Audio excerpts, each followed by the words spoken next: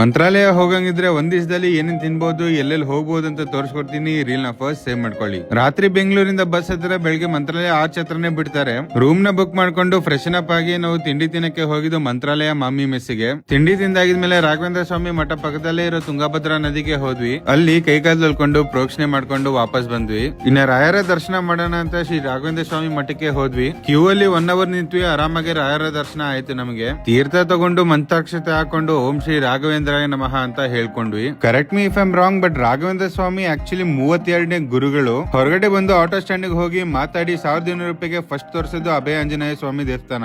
ಅಲ್ಲಿಂದ 1 hour journey Panchamukhi Anjaneya ಸ್ವಾಮಿ ದೇವಸ್ಥಾನ ತೋರಿಸ್ತಾರೆ. ತುಂಬಾನೇ ಕ್ಯೂ ಇರುತ್ತೆ. ದರ್ಶನ ಮುಗಿಸ್ಕೊಂಡು 500 ಮೀಟರ್ ದೂರದಲ್ಲೇ ಇರೋ ಅಮ್ಮನ ಗುಡಿಗೆ ಹೋಗಿ ಅಲ್ಲೇ ಪಾರ್ಕಿಂಗ್ ಲಾಟ್ ಅಲ್ಲಿ ಸಿಗೋ ಸ್ಪೆಷಲ್ ಬದನೆಕಾಯಿ ಬಜ್ಜಿನ ಟ್ರೈ ಮಾಡೋದನ್ನ ಮರಿಬೇಡಿ. ಹಾಫ್ ಎನ್ ಅವರ್ ಜರ್ನಿ ಮಾಡ್ಕೊಂಡು ಅಪ್ಪಣ್ಣಾಚಾರ್ಯರು ತುಂಗಭದ್ರಾ ನದಿ ಹತ್ರ ಶ್ರೀ ರಾಘವೇಂದ್ರ ಸ್ವಾಮಿಗೆ ಕಟ್ಟಿಸಿರುವ ಏಕಶೀಲ ಬೃಂದಾವನ ನೋಡಿ ಅಲ್ಲೇ ಬಿಚ್ಚಾಲಮ್ಮ ಗುಡಿಯಲ್ಲಿ ದೇವರ ದರ್ಶನ ಮಾಡ್ಕೊಂಡು ಅನ್ನ ಪ್ರಸಾದನ ಸವಿಯಿರಿ. ವಾಪಸ್ ಬರ್ತಾ ರಾಯರು ಹಾಗೂ ಅಪ್ಪಣ್ಣಾಚಾರ್ಯರು ಉಳ್ಕೊಂಡಿರೋ ಮನೆನ ನೋಡಿ ವಾಪಸ್ ಬಂದು ರೆಸ್ಟ್ ಮಾಡಾಗಿದ್ಮೇಲೆ ಈ ಎಂಟ್ರೆನ್ಸ್ ಆರ್ಚ್ ಹತ್ರ ಇರೋ ಈ ಚಾಟ್ಸ್ ನ ಟ್ರೈ ಮಾಡಿ ತುಂಬಾನೇ ಚೆನ್ನಾಗಿರುತ್ತೆ. ಪರಿಮಳ ಪ್ರಸಾದನ ತಗೊಳೋದು ಮರಿಬೇಡಿ. ಆಮೇಲೆ ಸಂಜೆ 6:30-7 ಗಂಟೆಗೆ ನಿಂತ್ಕೊಬೇಕಾಯ್ತು ಕ್ಯೂ ಅಲ್ಲಿ ಅನ್ನ ಪ್ರಸಾದ ತಿನ್ನಕ್ಕೆ. ಮುಗಿಸ್ಕೊಂಡು ಚೆಕ್ಔಟ್ ಆಗಿ ನಿಮ್ಮ ಊರಿಗೆ ವಾಪಸ್ ಹೊರಡಿ.